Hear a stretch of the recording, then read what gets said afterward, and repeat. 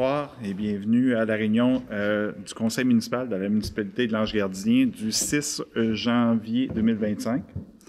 Je profite de l'occasion pour souhaiter à mes confrères, la direction, les employés de la municipalité, nos citoyens, tout le monde qui collabore avec la municipalité, une bonne et heureuse année. Sur ce, je propose et résolu que ce conseil déclare ouverte la séance ordinaire et adopte l'ordre du jour tel que déposé par le greffier trésorier et c'est appuyé par M. Werner. Au point 2, l'adoption du procès verbal des séances du 2 et du 12 décembre 2024. Je propose et résolu que les procès-verbaux des séances du 2 et du 12 décembre 2024 soient adoptés tels que déposés par le greffier trésorier et c'est appuyé par M. Farran. On n'avait pas de réponse. Déclaration des membres du conseil. Rien de... Je profiterai de l'occasion pour souhaiter joyeux anniversaire à notre, notre collègue, notre caméraman Jean-François. Bonne fête, Jeff. Point 5, elle n'avait pas. Point 6, les comptes payés, M. Farran. Je propose et résolu que ce conseil entérine les listes de déboursés émis au montant total de 2 329 326,19 sous, tel qu'indiqué sur les listes présentées par le greffier trésorier en annexe aux présentes minutes à la page CP-24-12, le tout selon les dispositions du règlement de délégation de pouvoir ainsi qu'à l'article 961.1 du Code municipal du Québec. Merci. C'est appuyé par M. Werner. En 6.2, la liste des contribuables ayant une taxe sur un immeuble vacant, tel que stipulé au règlement 2022-004, règlement sur la taxation des immeubles vacants. Le directeur général, M. Alain Descarreaux, dépose la liste des contribuables identifiés au rôle d'évaluation comme étant propriétaires d'immeubles vacants assujettis à la taxe directe sur les immeubles vacants. C'est bon. Donc, on passe aux avis de motion en 7.1. Le plan d'urbanisme, règlement 2025-005, M. Werner. Je donne l'avis de motion de la présentation conformément à l'article 445 du Code municipal du Québec que le règlement suivant, dont copie est remise à ce jour à chacun des membres du Conseil et sera présenté pour adoption à une prochaine séance du Conseil.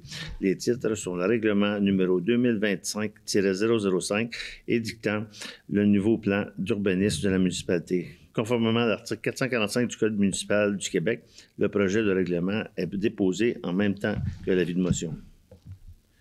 Merci. 7.2, l'avis de motion, règlement d'urbanisme 2025-006, 2025-007, 2025-008 et 2025-009. Monsieur Antoine. Monsieur Proulx. Oui. Je donne avis de motion de la présentation conformément à l'article 445 du Code municipal du Québec que les règlements suivants, dont copie est remise à ce jour à chacun des membres du Conseil, seront présentés pour adoption à une prochaine séance du Conseil. Le règlement numéro 2025-006, 2025-007, 2025-008 et 2025-009, conformément à l'article 445 du Code municipal du Québec. Les projets de règlement sont déposés en même temps que l'avis de motion. L'adoption des règlements en 8.1, l'adoption du règlement numéro 2024-018. Monsieur Antoine. Alors, je propose et résolu que ce Conseil adopte le règlement 2024-018 décrétant l'acquisition d'équipements de protection incendie et un emprunt de 280 000 $. Tous les membres du Conseil déclarent avoir lu les 10 règlements et renoncent à leur lecture. Le greffier trésorier fait les mentions d'usage tel qu'il est stipulé au deuxième alinéa de l'article 445 du Code municipal du Québec. Pour objet de décréter un emprunt et l'acquisition d'équipements de protection d'incendie pour un montant de 280 000 $. Les équipements en question consistent en des appareils respiratoires pour la brigade d'incendie. Donc, l'emprunt va être remboursé sur une période de 10 ans. Merci. C'est appuyé par M. Farran. 8.2, adoption des projets de règlement numéro 2025 006, 007, 008 et 009. Monsieur Werner. Je propose et appuyé par le Conseil et résolu que ce Conseil adopte les premiers projets de règlement suivants. Le règlement numéro 2025-006 relatif aux permis et certificats, règlement numéro 2025-007, règlement de lotissement, règlement numéro 2025-008, règlement de zonage et le règlement numéro 2025-009, règlement de construction. Merci. C'était appuyé par M. Proulx. On passe aux affaires nouvelles. En 9.1, la couverture cellulaire. M. Antoine. Tandis que la couverture cellulaire demeure insuffisante dans plusieurs régions du Québec, limitant l'accès à un service essentiel pour les résidents et visiteurs, dont la municipalité de Lange-Gardien. Tandis que le gouvernement du Québec s'est engagé à déployer une couverture cellulaire complète sur l'ensemble du territoire d'ici octobre 2026, reconnaissant son importance pour la qualité de vie des citoyens et le développement socio-économique, particulièrement dans un contexte où l'automatisation devient une solution incontournable face à la pénurie de main-d'œuvre. Tandis que des services cellulaires fiables sont indispensables pour garantir l'accès à l'information, aux services de santé, aux interventions de sécurité publique et qu'une couverture déficiente compromet la sécurité des personnes dans les zones à couverture limitée ou en itinérance, notamment en cas d'urgence nécessitant une intervention rapide des premiers répondants. Tandis que la procédure CPC-2-0-17 du Conseil de la radiodiffusion et des télécommunications canadiennes, le CRTC, impose des conditions de licence aux fournisseurs de services cellulaires, notamment l'itinérance obligatoire, le partage des pylônes et l'interdiction d'exclusivité d'emplacement, afin de favoriser l'accès du réseau pour les abonnés d'un autre FSC lorsqu'un service est disponible. Tandis que cette même procédure n'oblige toutefois pas les FSC à solliciter le service d'un autre fournisseur en cas de couverture inexistante dans une région donnée, limitant ainsi la portée de la mesure. Tandis que le gouvernement du Québec et le CRTC octroient des subventions importantes aux entreprises de télécommunications pour la construction de nouvelles infrastructures cellulaires afin d'améliorer la couverture en région. Attendu que malgré la présence de plus de 8500 tours cellulaires sur le territoire québécois, l'exclusivité de l'utilisation de ces tours par un seul FSC limite l'accès pour d'autres fournisseurs et constitue un obstacle majeur au déploiement d'une couverture cellulaire optimale pour l'ensemble de la population. En conclusion, je propose et résolu que ce Conseil demande au Parti libéral du Canada, au Parti conservateur du Canada, au Nouveau Parti démocratique du Canada et au Bloc québécois d'inclure dans leur plateforme électorale pour la prochaine élection fédérale l'obligation pour la totalité des compagnies de services cellulaires de conclure des ententes d'itinérance afin que les clients des services cellulaires, peu importe leur fournisseur, puissent bénéficier de la présence de sites cellulaires dans la région où ils se trouvent. De plus, ce Conseil demande qu'une copie conforme de la présente résolution soit transmise au ministre des Finances du Québec, M. Éric Girard, responsable de la réalisation de l'engagement gouvernemental d'assurer le service cellulaire dans la totalité du territoire habité dans le présent mandat, et aux dirigeants des entreprises de télécommunications, notamment BCE Bell, Vidéotron, Rogers, TELUS et Cogeco. Merci beaucoup. S'appuie par M. Proulx. 9.2, la facturation aux municipalités desservies par les services de la Sûreté du Québec. M. Antoine.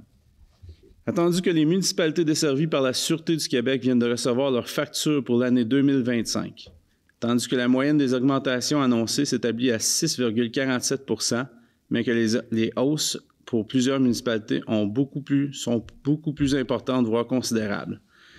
Tandis que la facture de 2025 marque la fin de la période transitoire pour mener un partage de 50-50 de la facture pour les services de la Sûreté du Québec entre le gouvernement et les municipalités. Une période caractérisée par l'établissement d'un plafond d'augmentation à 7 % et d'un plancher à 2 %. Tandis que lors des négociations de la nouvelle formule en 2019, les autorités du ministère de la Sécurité publique avaient assuré à ses partenaires municipaux que les augmentations seraient d'environ 3 % par année une fois la période transitoire terminée et que cette formule mettrait le monde municipal à l'abri des hausses de la nature de celles qui sont annoncées en 2025. Tandis que le taux d'inflation est maintenant de moins de 2 %. Attendu que les médias ont récemment fait état de la gestion du temps supplémentaire des policiers dans les régions, qui occasionne une prestation importante sur le coût global du service de la Sûreté du Québec facturé aux municipalités. Tandis que les questions légitimes de plusieurs élus concernant l'impact réel du nombre de postes de policiers non comblés et du recours important au temps supplémentaire, alors qu'un service de police efficace demande de la stabilité et une présence communautaire développée de longue haleine. Tandis que la hausse inconsidérée des coûts de la Sûreté du Québec et leur impact sur la facture imposée aux municipalités. Attendu que le monde municipal n'est pas impliqué dans la détermination des conditions de travail des policiers et la gestion de la Sûreté du Québec. Tandis que le montant total facturé aux municipalités pour 2025 s'élève à plus de 448,8 millions, un montant considérable qui devrait donner aux municipalités un droit de regard sur la gestion de ces services. En conclusion, je propose et résolu que ce Conseil demande au ministère de la Sécurité publique, M. François Bonnardel, de mandater une firme externe pour analyser la gestion de la Sûreté du Québec à l'instar de la démarche effectuée auprès des sociétés municipales de transport qui a permis d'identifier des pistes de solutions pour économiser plusieurs centaines de millions de dollars. De conserver un plafond et un plancher pour l'augmentation des factures dans la formule permanente comme dans la formule transitoire, tant que l'analyse n'aura pas permis d'identifier des moyens pour contrôler la hausse inconsidérée du coût des services de la Sûreté du Québec. De plus, ce Conseil demande qu'une copie conforme de la présente résolution soit transmise au ministre de la Sécurité publique, M. François Bonnardel, au député de la circonscription de Papineau, M. Mathieu Lacombe, à la directrice générale de la Sûreté du Québec, Mme Joanne Beausoleil, et au président de la Fédération québécoise des municipalités, la FQM, M. Jacques Demers. Merci beaucoup. C'est appuyé par M. Werner. 9.3. Adoption d'une politique relative aux conditions de travail des employés du service de protection contre les incendies et des premiers répondants. M. Proulx. Attendu que le service de protection contre les incendies et des premiers répondants n'avait pas de politique relative à leurs conditions de travail. Attendu que cette nouvelle politique est nécessaire pour préciser les conditions de travail, incluant la rémunération et les avantages des employés du service. Attendu que la politique a pour but d'établir les conditions de travail des pompiers, des officiers, des premiers répondants du service, et de promouvoir des relations harmonieuses entre les employés du service et la municipalité. Attendu que la présente politique entre en vigueur le 6 janvier 2025 et se termine le 31 décembre 2028. Attendu qu'elle vient remplacer la politique INC-1 entrée en vigueur le 6 juin 2005 par résolution 05-126 du Conseil municipal. En conséquence, je propose et résolu que ce Conseil adopte la politique INC-1 concernant les conditions de travail des employés du service de protection contre les incendies et des premiers répondants. Merci. C'est appuyé unanimement. 9.4. Autorisation d'accorder une commandite au séminaire Sacré-Cœur. Monsieur Farrand. Attendu que le séminaire du Sacré-Cœur organise présentement son bal de finissant et sollicite l'aide financière afin de permettre la réalisation de cette soirée. Attendu que le séminaire du Sacré-Cœur accueille chaque année plusieurs étudiants angelois et angeloises, en conséquence, je propose et résolu que ce Conseil accorde une commandite de 250 $ au séminaire du Sacré-Cœur.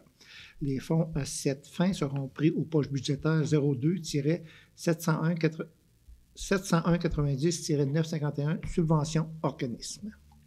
Merci beaucoup. C'est appuyé par M. Proulx.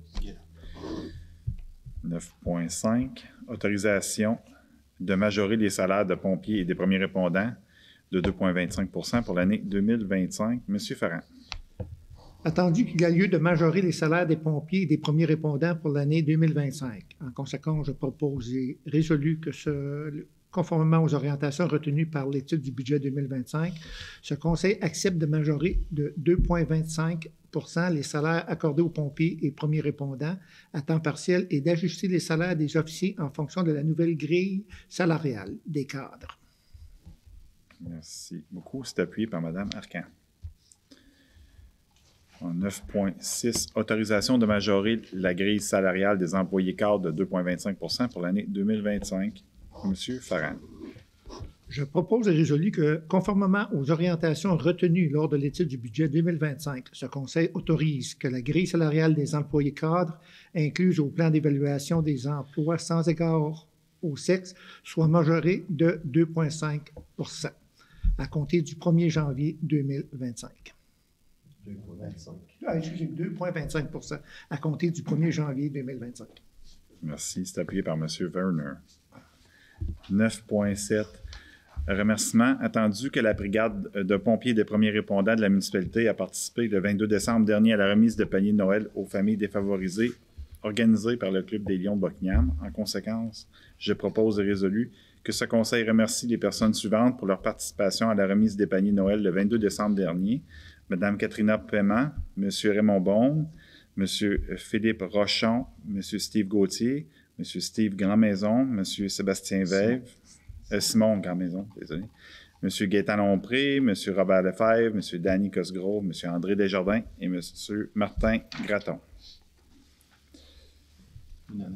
Oui, c'est appuyé unanimement. Oui. 9.8, autorisation de signer un protocole d'entente avec le SPCAO. Madame Arcan. Attendu que la municipalité de l'Ange-Gardien et la Société pour la prévention de la cruauté aux animaux de l'Outaouais, la SPCAO, partagent une entente de partenariat qui venait à échéance en décembre 2024. Attendu que la municipalité de l'Ange-Gardien et la SPCAO désirent poursuivre leur collaboration en signant un nouveau protocole d'entente pour les années 2025 à 2029. En conséquence, je propose et résolu que ce conseil autorise le maire et le directeur général à signer pour et au nom de la municipalité le dit protocole d'entente. Merci beaucoup. C'est appuyé par M. Proulx. En 9.9, autorisation de renouveler le programme d'assurance collective des employés de la municipalité. M. Farrand. Attendu que la municipalité a octroyé un contrat d'assurance collective des employés de la municipalité en 2023. Attendu que ce contrat n'est pas à terme, mais doit être renouvelé à chaque année jusqu'au terme de celui-ci. Attendu qu'en raison de l'augmentation des coûts de certaines couvertures du programme, l'assureur impose une augmentation de prime de 8,7 % pour 2025. Attendu qu'un vote a été tenu auprès des employés selon les dispositions de la convention collective et que plus de la majorité ont choisi de conserver la même couverture pour une augmentation de 8,7 %. En conséquence, je propose et résolu que ce conseil autorise le renouvellement du programme d'assurance collective des employés de la municipalité pour l'année 2025 avec une augmentation représentant 8,7 % des primes. Merci. C'est appuyé par M. Antoine.